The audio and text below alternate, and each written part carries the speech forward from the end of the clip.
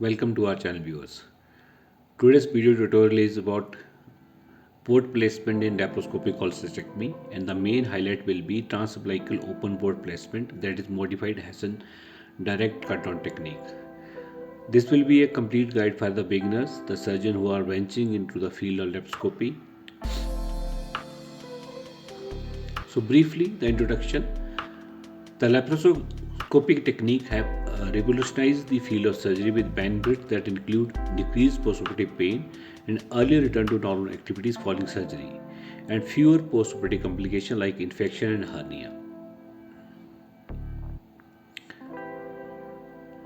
What the unique applications which are associated with the laparoscopic surgery are inadvertent bowel injury or major vascular injury, which are though uncommon but are potentially life-threatening complications that are most likely to occur during initial access.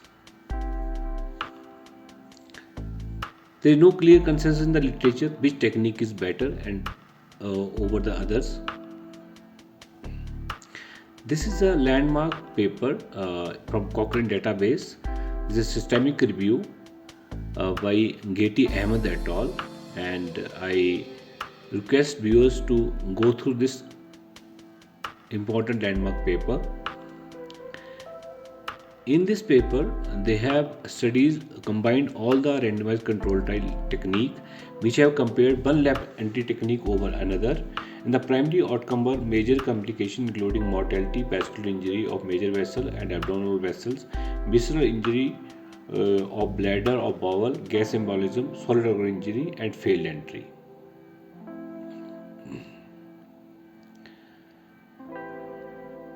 They have concluded that overall evidence was insufficient to support the use of one laparoscopic technique over another, and they also found that the advantage of direct trocar entry over the various needle entry for failed entry, that is, direct trocar entry was better for the abdominal entry as compared to the various needle entry. If there is no literature evidence to prove the superiority of one technique over the another, then a budding surgeon has to learn different technique and master at least one.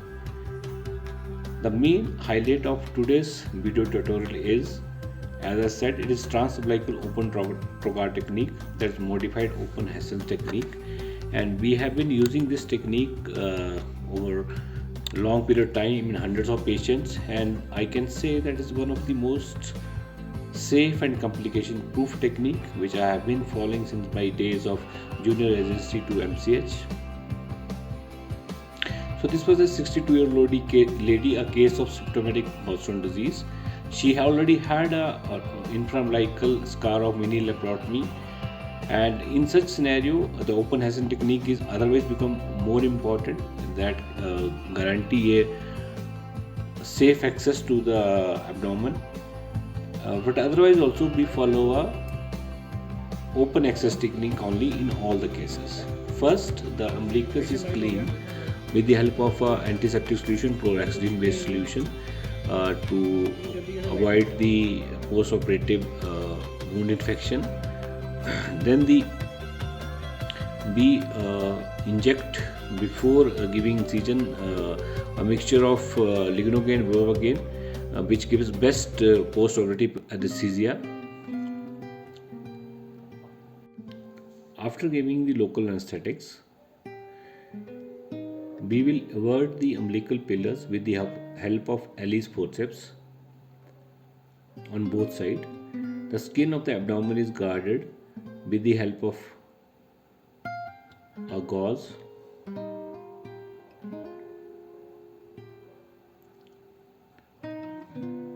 Now we have to give an incision in the umbilical scar, which will be like a dimple in the middle of umbilicus. We have to cut that dimple. In the deepest part of umbilicus, where we can see a dimple, we have to give a vertical trans-umbilical incision, and we have to cut the most dependent part of the umbilicus where there is a dimple, and we have to incise the fascia just long enough to admit the trocar, that is 10 mm, both superiorly and inferiorly. As we cut the dimple, we are inside the abdomen. Then abdominal wound is enlarged with the help of a blunt artery forceps, following which a 10 mm cannula is inserted with the trocar serving as guide. Trocar is immediately withdrawn after the cannula is introduced. After we start the insufflation, that is initially we start with 1 liter per minute. A word of caution is there that the anesthesia team is alerted, and if there is any hypercarbia, hypotension or arrhythmia, immediate desufflation is done and gradual re-insufflation may be attempted after the patient is stabilized. We keep the pressure at 12 and the flow is increased to 5 after the initial flow rate of 1 liter per minute. Now we are introducing the second port, that is the epigastric port. The GP sternum is palpated and it is being marked here for the purpose of demonstration also.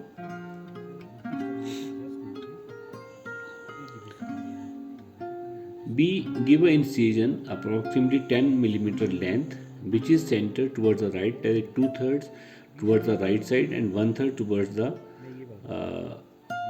2/3 towards the right side and 1/3 towards the left side. The incision should be large enough to admit the cannula, but should not be too long, otherwise that will lead to leak of the pneumoperitoneum. Again, local anesthetic is injected, that is a mixture of lignocaine and bupivacaine. The incision is given and this trocar is introduced under direct vision of the laparoscope. The entry of this trocar and cannula will be just towards the right side of the falciform ligament, directing towards the lower edge of the lever. The half the trocar should be inside the abdomen and half the trocar should be above the abdominal wall. That will give us the best fulcrum action during the surgery. The third port, that is the mid-clavicular line port, 5 mm port is introduced in the mid-clavicular line.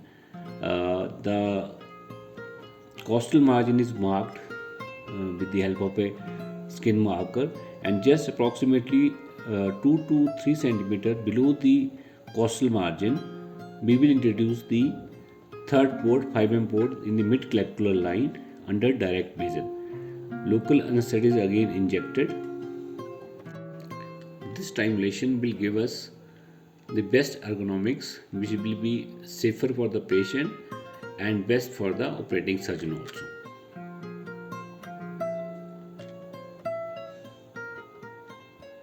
In any laparoscopic surgery, we have to create a triangulation with the azimuth angle of between 45 to 60 degree, and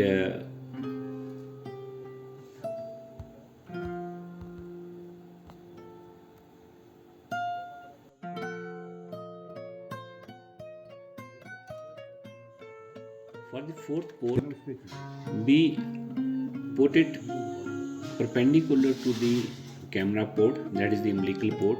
In this patient, there was the adhesion of the ascending column with the abdominal wall. So the needle which we are using for the local anesthetics act as a guide, and we see where will be our entry into the abdomen so that we don't inadvertently enter into the bowel. Then with the help of screwing movement and finger as a guard, we introduce the trocar, and once we achieve the tenting of the peritoneum, we change the direction of trocar towards the GP sternum. If there is any uncontrolled entry, it will avoid injury to the bowel.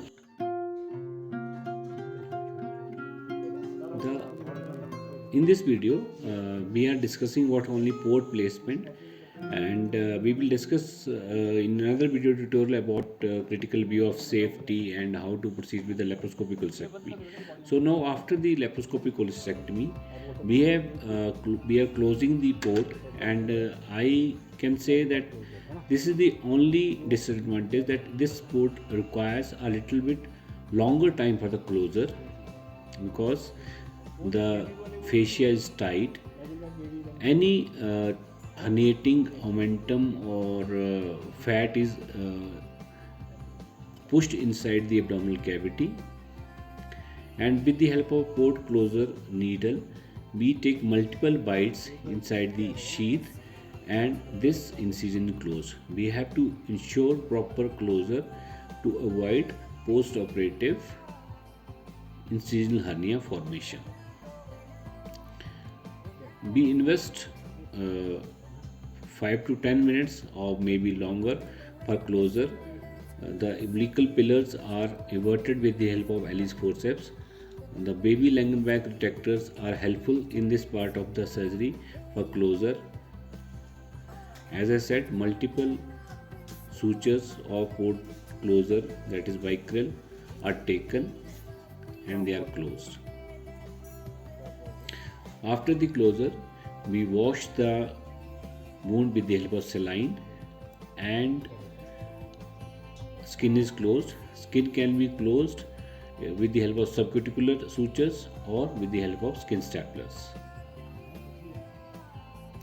We have not seen any added morbidity or increased postoperative complication after the use of this technique, which we have been using for quite a long time, and after using this technique in hundreds of patients, we have not encountered any complication during the insertion of the trocar. As compared to the blind entry, this technique is safer, and I urge the viewers and the budding surgeons and trainees to master this technique, and this technique is going to benefit them and their patients.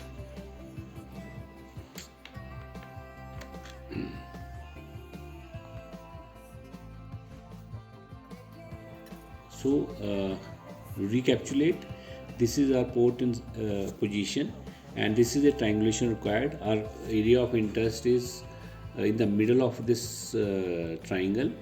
The target organ should be 15 to 20 cm from the central port used for placing the optical port.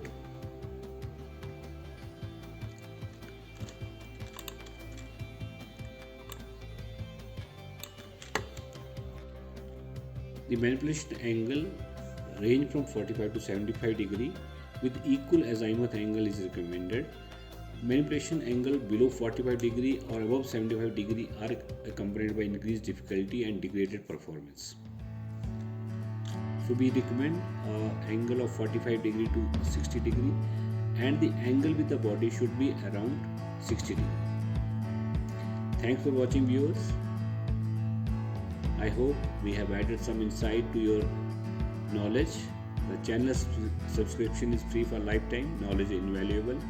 We wish you complication free entry to the abdomen. Once and always, happy learning. Thank you very much.